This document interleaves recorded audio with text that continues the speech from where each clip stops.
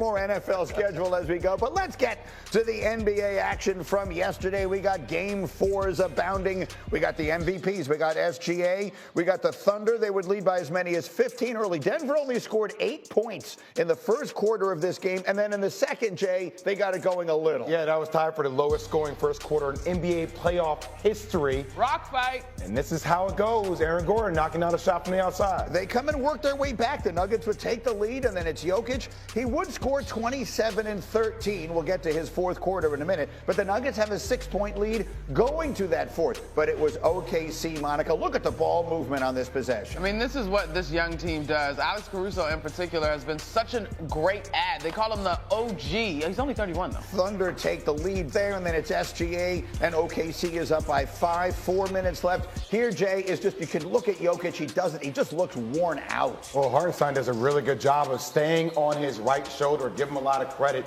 And just these are the kind of chippies that Jokic has typically made. Jokic only 5 points in the fourth quarter. Meanwhile, SGA would score 25, and OKC with a big win on the road to even up the series at 2 games apiece. And the numbers that matter belong to the Joker. He's averaging almost 6 turnovers a game in this series. He's shooting just 39%. Both would be his worst in a single season in his career. Here was Charles Barkley about the Joker after the game.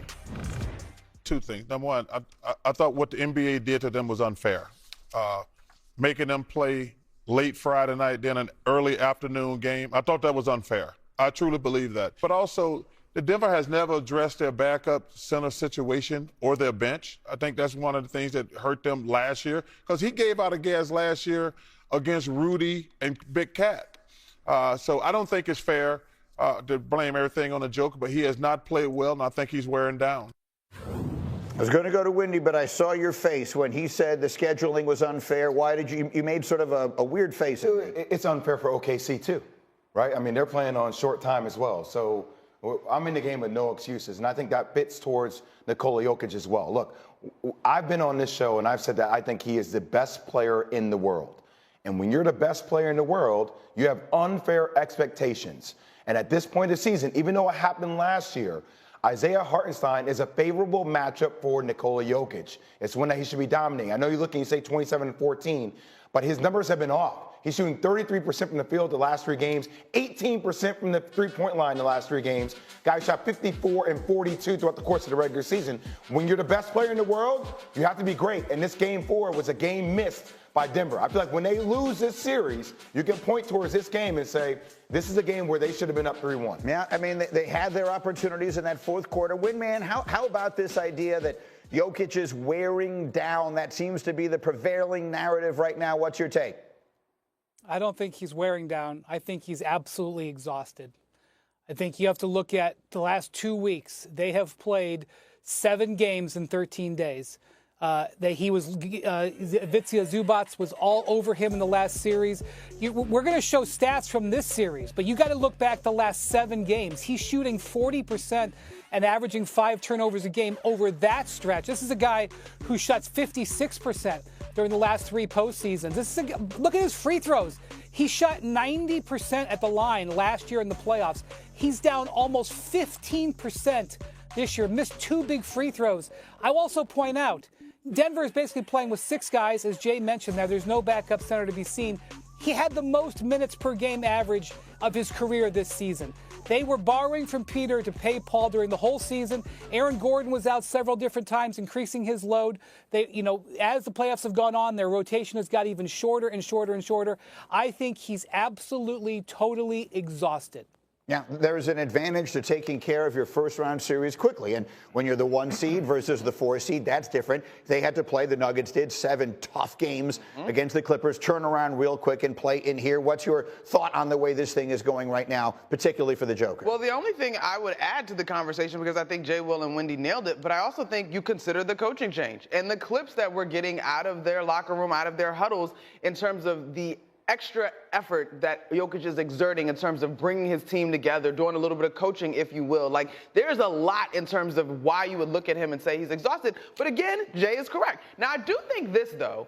I think for us to maybe anticipate those gaudy numbers to having credible sustainability is a little bit unfair because while Isaiah Hartenstein is not the offensive juggernaut, he is a tough, physical, competitive defender. Same thing with Ivica Zubac in the first round. It's not just Hartenstein. It's not just Hartenstein. It's not just Hartenstein. The collective, the entire. Yes, they got 3 bigs and they're rotating them in. Chet Holmgren, Jalen Williams, Isaiah Hartenstein. They're just coming around and around and around and around. Jokic is out there the whole time. Every 5 minutes, he's got a fresher body coming out to lean against him. They're bringing double teams. The load on him is the largest load on any player in the NBA right now, and you are seeing the effects of it.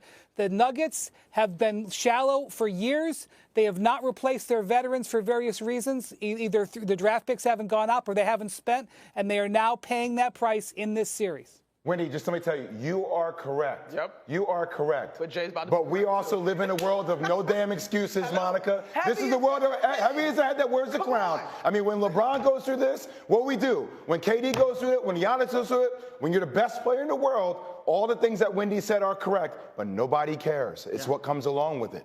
OKC, if you look back at the season statistics defensively, next to OKC's name is just a 1 in every category. They were the best defensive team in the NBA this year by a wide margin. That defense is showing itself right now. And look, this series is 2-2. That's what I'm saying. Yeah, exactly. It's right there. They're right in there. And the Nuggets finally have home court disadvantage, which is working on their favor. Being home is the worst thing you can be in these playoffs. You're teasing Well, and in this round right now, playing at home is the worst place you can possibly be. So the Nuggets get the advantage of going on the road for Game 5. But Greeny, Monica, doesn't it kind of feel similar? And no, it could be different, but kind of with the Knicks a little bit, right?